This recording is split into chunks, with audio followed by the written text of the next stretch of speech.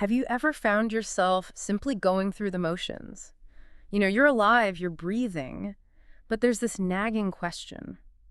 Are you truly living? That feeling of merely existing instead of really thriving. It's a quiet challenge I think many of us grapple with in today's world. He really is.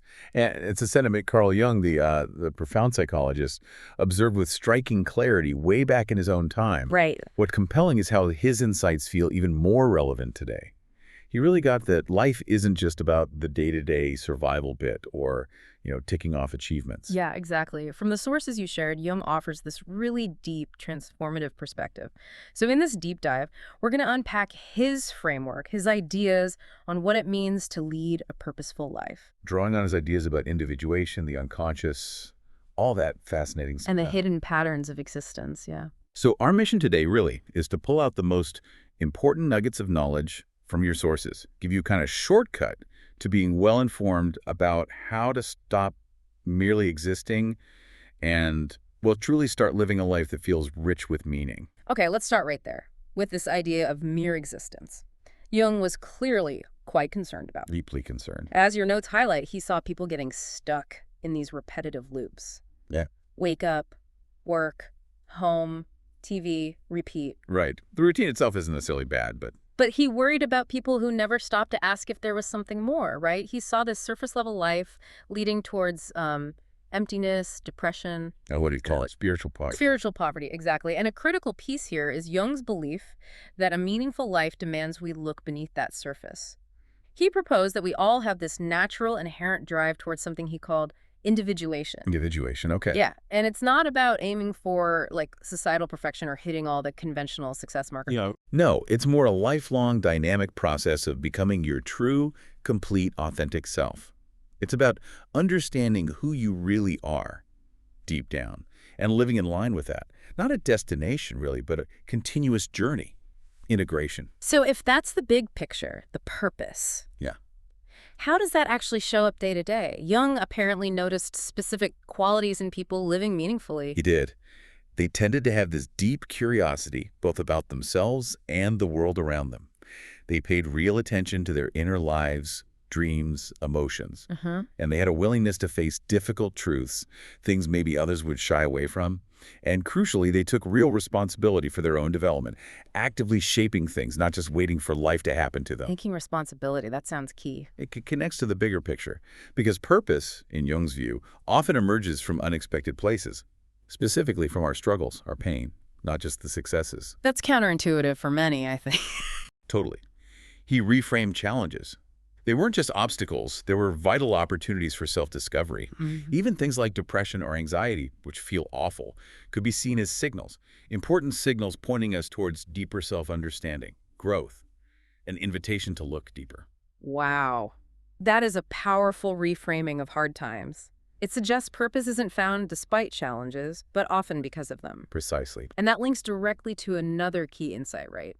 That finding purpose isn't about reaching some finish line. Exactly. It's really about the journey of becoming more conscious, more aware, paying attention to the parts of ourselves we usually ignore, learning to listen to that inner voice, even when it goes against what everyone else expects. And purpose looks different for everyone. Absolutely. Comparing your path to someone else's. Jung thought that was just a distraction. It pulls you away from your own truth. Okay, so if escaping mere existence and finding this truly lived life is the goal, where do we start? Jung's first big rule seems to be confront your shadow self. Ah, the shadow. Yes. This is essentially the unconscious, darker side we all possess. It holds the qualities we find unacceptable in ourselves. Maybe jealousy, anger, selfishness. Things we'd rather pretend aren't there. And it doesn't just pop up randomly, does it? Your research showed it forms mostly in childhood. That's right. As we learn what's good and bad, acceptable or not, we push away the bad parts, but they don't vanish. They just go underground. Exactly. And the shadow often manifests unexpectedly. Sudden outbursts, maybe, self-sabotage, or even really harsh judgments we project onto other people. Like the example you mentioned, someone who can't stand show-offs. Right. That person might actually be suppressing their own deep desire for attention or recognition. It's projected outwards. Fascinating. So how do we actually do this confrontation? It sounds a bit scary. What are the practical steps? Jung suggested a few things. First, simple awareness. Start noticing your strong emotional reactions, especially the negative ones. Pause. Ask yourself honestly, what might this reaction be revealing about me? Okay, awareness first. Second, journaling. This is critical. Just writing freely without censoring yourself helps bring that shadow stuff up into the light of consciousness. And third, dreams. Yes, pay close attention to your dreams. The shadow often shows up as a dark figure, maybe threatening. Jung encouraged actually engaging with these dream characters. Talk to them, metaphorically speaking. Treat them like messengers. That sounds incredibly deep, maybe a little unsettling, but the goal isn't to, destroy the shadow. No, absolutely not. That's a common misconception. The goal isn't elimination, it's integration. Integration, okay. Yeah. When we bravely accept our full humanity, including these less desirable bits, we actually unlock vital energy. Creativity even, stuff that was locked away or suppressed. So embracing the shadow isn't about fixing flaws. It's about recovering dormant potential. Jung's insight here is profound. Your greatest growth, maybe even unexpected creative power, often lies in courageously integrating those very darker parts. Growth happens right at the edge of your comfort zone. Speaking of things being deeper than they seem, Jung had a really interesting take on time itself, distinguishing between chronological and psychological time. Yes, chronological time is, the clock on the wall. Linear, measured, predictable. Tick-tock. Right. Standard time. But psychological time, that's personal. It's connected to our inner state, our growth, our experience. Think about how moments can stretch. Like waiting for something exciting as a kid. Felt like forever. Oh, definitely.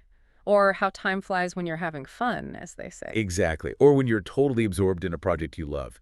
Yeah. That's psychological time taking over, shifting based on your internal state. I feel like our modern world, it's so obsessed with the clock, with schedules, productivity. It really pushes us towards only valuing chronological time. We lose touch with those inner rhythms. We absolutely do. Yeah. And this disconnect has a real impact. Think about that flow state artists or musicians talk about. Right, where you lose track of time completely. Exactly.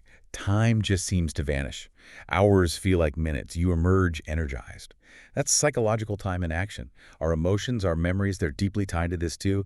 Happy moments seem to fly by. Difficult times drag on. So how do we get back in touch with that? How do we reclaim our psychological time? Stop just killing time? Well, Jung suggested a pretty radical shift away from just living by the clock. Start paying attention to your natural rhythms. When do you feel most energized, most creative? And instead of just filling your calendar, maybe measure your days by moments of real engagement, actual inner growth. When you align what you're doing with your true inner needs, your values, even mundane moments can become rich with meaning. So it's not just about how time feels, it's about how you live it. Precisely. By seeking out genuine engagement, aligning with your inner rhythm, you don't just pass time. You enrich your whole experience. Make every hour count by its depth, not just its length. That makes so much sense, connecting inner experience to how life unfolds. And that idea of aligning with your inner rhythm, that leads perfectly into Jung's next big point, maybe the most crucial one, following your unique individual path. Yes, this is absolutely fundamental to his concept of individuation.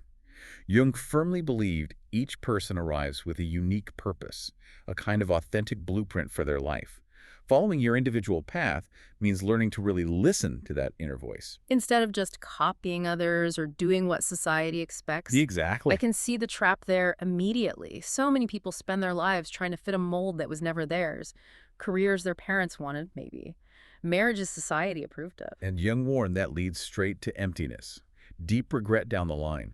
Your authentic path might look weird, even wrong to other people, but it's the only way to live a truly fulfilling life. So how do you find the clues? How do you know what your path is? Jung suggested paying close attention to what naturally pulls you in, what fascinates you, what activities make you completely lose track of time. Like the flow state again. Exactly. What topics can you talk about for hours? What did you love doing as a kid before all the external pressures kicked in? Good questions. Your body gives signals too.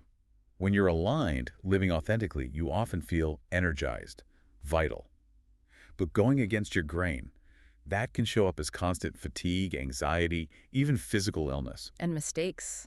We all make them. Jung saw mistakes not as failures, but as necessary teachers. They offer invaluable lessons on the road to self-discovery. You learn what doesn't work for you. So this path isn't a straight line, is it? It sounds messy. Not at all linear.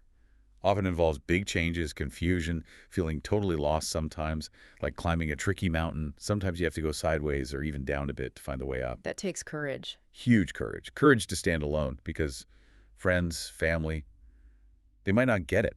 They might actively disapprove. But Jung believed your ultimate task isn't making others comfortable. It's becoming fully authentically you. And he thought society benefits from that too. Absolutely. Jung was convinced society needs people following their unique paths. When we bring our true gifts, our unique talents, we contribute something irreplaceable to the larger human story. Wow. He suggested daily check-ins.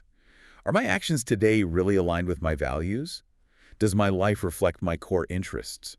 Even small tweaks can keep you moving in the right direction. And if following your own path is so vital, then the opposite, living someone else's life, that must have been a huge concern for him, the peril of it. Oh, profoundly so. It's like, as you said, wearing shoes that don't fit. They might look good to others, maybe, but they will cause pain. And it often starts young. Often subtly, yes. Parents, maybe meaning well, project their own unfulfilled dreams. And now, social media amplifies it like crazy. We see these curated lives, compare ourselves, and start imitating, leading to this hollow feeling. And the signs aren't always obvious, are they? It can creep up on you. No, often persistent but subtle. Like a constant low-level unease, a feeling you're wearing a costume, playing a role. Achievements might feel empty, even if others are impressed. Maybe you find you can't make big decisions without checking with everyone else first. Or you feel deep anxiety when your real preferences clash with what's expected. That really hits home for so many people, I imagine. How does Jung suggest we start breaking free from those often deeply ingrained expectations? It takes, frankly, immense courage and brutal honesty with yourself. Asking really hard questions. Like what? Like, would I still be doing this job if my parents hadn't pushed me? Or would I live like this if society didn't label it successful? These questions can be really uncomfortable, maybe painful, but they're essential for getting free. Because ignoring your true nature. Jung saw that as one of the greatest tragedies, robbing yourself and the world of your unique, irreplaceable contribution. So how do we even start to notice if we're doing that, if we're off track? The very first step is just heightened awareness. Pay attention to those moments of resistance, that feeling of reluctance about where your life is heading. Those are often internal signals saying, hey, maybe this isn't quite right. Little alarm bells. Exactly. And Jung emphasized it's never too late to change course. Never. That choice to pivot, even later in life, can be incredibly transformative. Okay, that feels really important. Which brings us neatly to Jung's third big rule for a meaningful life, integrating your unconscious mind. Yes, the unconscious. Jung pictured it like this vast, deep ocean beneath the surface of our everyday conscious thoughts. It holds hidden memories, pushed down emotions, and this huge wellspring of untapped wisdom. People often seem scared of the unconscious, don't they? They do. It feels mysterious, maybe uncontrollable. But Jung profoundly believed that true wholeness, that deeply lived life, only comes from embracing both our conscious awareness and these deep unconscious parts. And you mentioned earlier, it tries to get our attention if we ignore it, like a loyal friend. That's a great way to put it. It absolutely does communicate, but in its own language. Through dreams, obviously. Through sudden, intense emotional reactions that seem out of proportion. Through repetitive patterns showing up in our lives. The same mistakes over and over. And through flashes of creative inspiration that seem to come from nowhere. Ignoring these messages, that can lead to anxiety, depression, self-sabotage. Right. It's like that friend getting louder and louder because you're not listening. So how do we build that relationship? How do we actively integrate the unconscious? What are the methods? Several powerful ways. Journaling, again, is huge. Yeah. Just regular, uncensored writing. It reveals surprising truths bubbling up. Okay. Art making, drawing, painting, even just doodling. It provides a nonverbal bridge, letting the unconscious express itself visually. Active imagination. You mentioned that earlier, too. Yes, a cornerstone. It's consciously engaging with your inner world. You might picture an emotion as a character, then have an inner dialogue with it. Ask it questions. Listen. Interesting. And body awareness. Crucial. Noticing physical reactions, tension in your shoulders, a knot in your stomach, sudden chills. These are often pointers to unconscious stuff trying to surface. Your body knows. So the goal is really a partnership, a working relationship between the conscious and the unconscious. Precisely. When they work together, you access much deeper wisdom, make more authentic choices, gain profound self-awareness. It's an ongoing process, definitely, but it leads to a much more authentic, fulfilling life. That sounds like a worthwhile journey, even if it requires effort.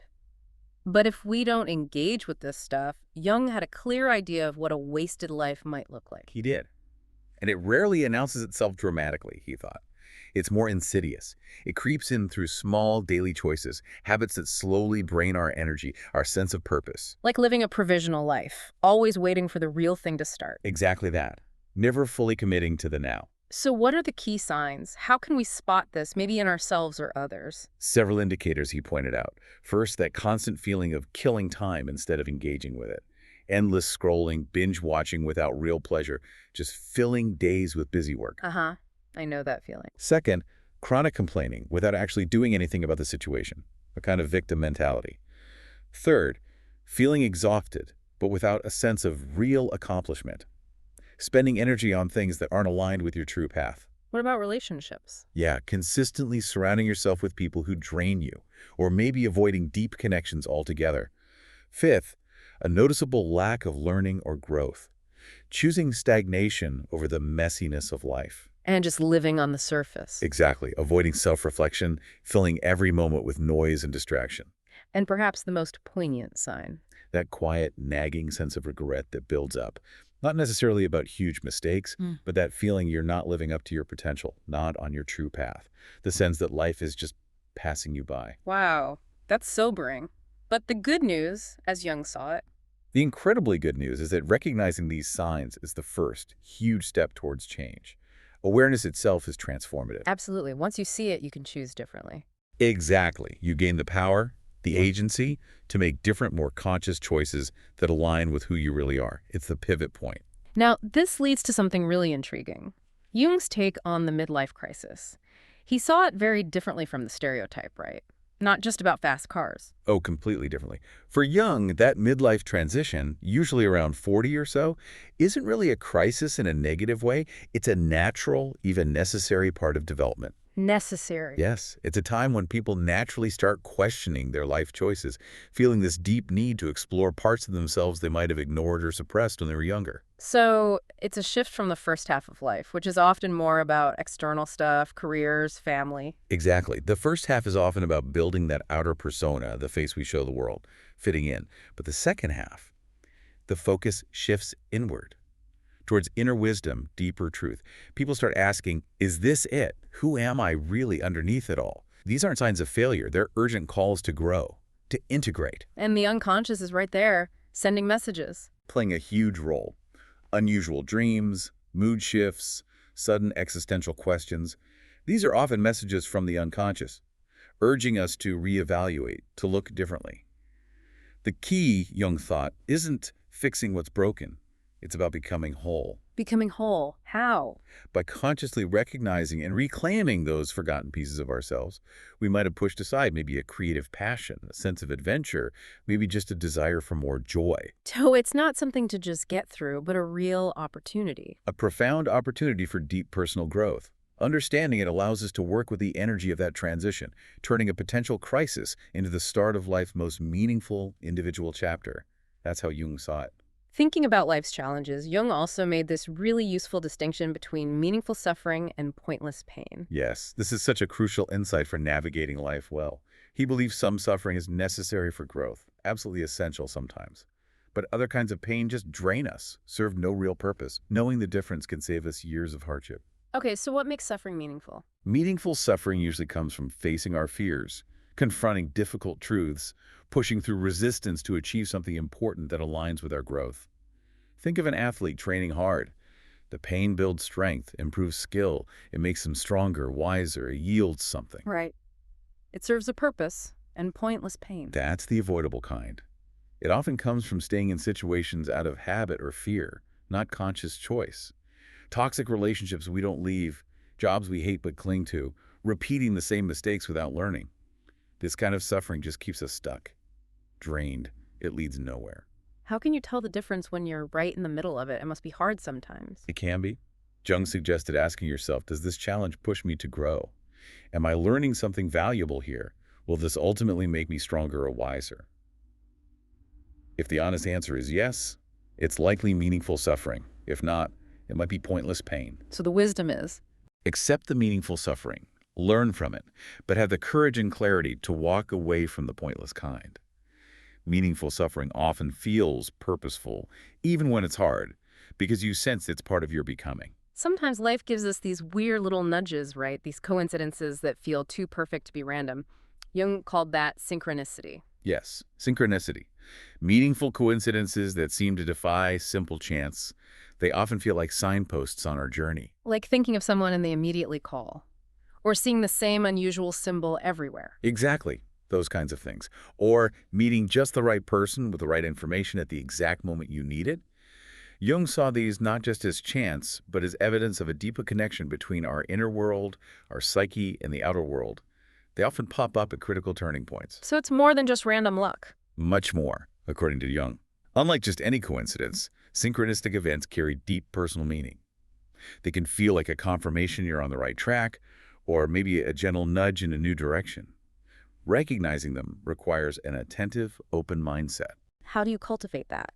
Pay attention to recurring themes, numbers, symbols, even animals that show up repeatedly, especially around big decisions. Keeping a journal specifically for these meaningful coincidences can be really powerful. A synchronicity journal. Yeah. Over time, you might see patterns emerge, offering real insights. Acknowledging synchronicity can boost your intuition, help decision-making, and connect you more deeply to the world. It reminds you that guidance is often there, subtly, if you're open to seeing it. You mentioned active imagination earlier as a tool for integrating the unconscious. It sounds like a really core practice for reclaiming your life. It absolutely is one of Jung's most powerful, transformative tools. Yeah. And it's very different from just passive daydreaming. How so? Active imagination is about consciously engaging with your inner world while staying aware. You're creating a deliberate bridge between your conscious mind and the unconscious. How do you actually do it? It sounds a bit abstract. You start by focusing on something, an emotion, maybe an image from a dream, a problem you're stuck on. Then you let your mind drift naturally, but stay observant. You might picture a door, walk through it, see who or what is there. Okay. The key is then to interact with whatever comes up. If a figure appears, ask it questions. Express your feelings. Listen to the spontaneous responses that arise from within. It's like having a dialogue with parts of yourself. Many artists do this naturally, by the way. And the benefit, what does it achieve? It's incredibly helpful for reclaiming lost parts of yourself, forgotten dreams, buried feelings. It brings those hidden pieces to the surface. And it's not about escaping reality. It's about engaging more deeply with your inner reality to gain insights that lead to real-world changes, making you more authentic, more purposeful. Speaking of authenticity, Jung talked a lot about breaking free from collective expectations. That seems huge. Monumental. It's a massive challenge for most of us. We're constantly bombarded with expectations from family, society, culture, media about what success looks like, how we should be, what we should want. And blindly following those. Leads straight to that empty, inauthentic life Jung warned about. It feels false because it is false for you. It must take enormous courage to step outside of that. Huge courage, yes. You often face judgment, even from people you love. There's the fear of being different, not belonging. Friends might not understand, might even discourage you. So how do you find the strength? It requires critically examining where your beliefs and goals actually came from. Was it truly your choice?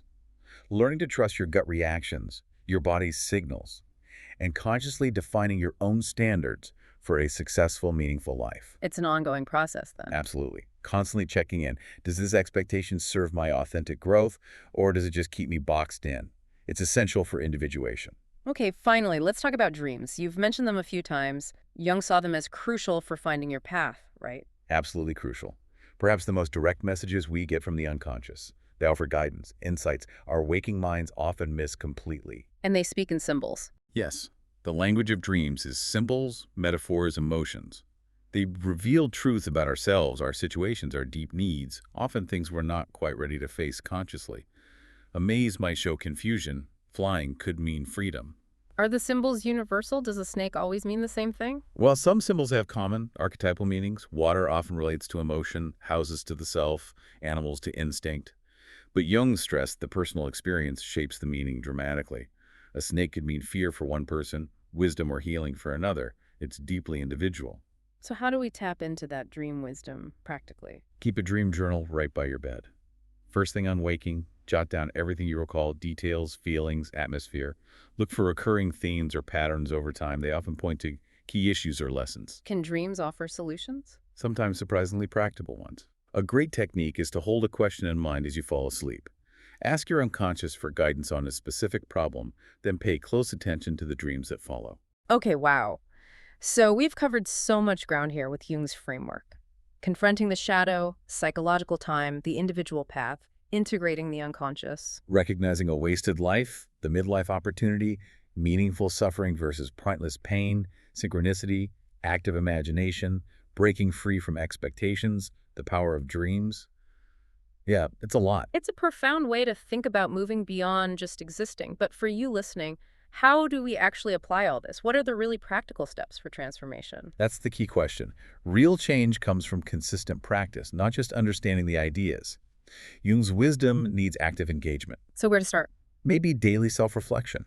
Just 15 minutes of journaling, maybe. Paying attention to resistance, discomfort, insights. Create a dedicated space, even just a quiet corner for inner work, active imagination, meditation, whatever resonates. A physical space for that inner space. I like that. Exactly. Also, consistently question your choices. Pause before acting. Is this truly my desire or an old expectation? Tune into your body's signals, tension, excitement, gut feelings, their messages. Work with symbols, draw them, collect images, keep that symbol journal. And tracking progress. How do we know if it's working? Good point. Maybe do a monthly review of your journal. Look for patterns, notice shifts, acknowledge growth, and critically, find support.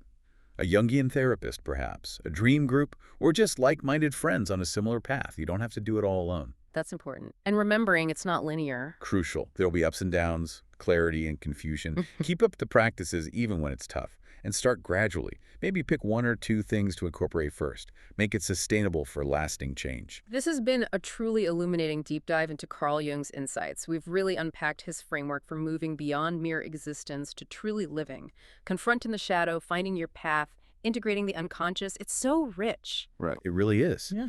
And if we loop back to the core mission, Jung truly believed awareness itself is transformative. Once you start seeing these patterns, these possibilities in your own life, you gain this incredible power to choose differently.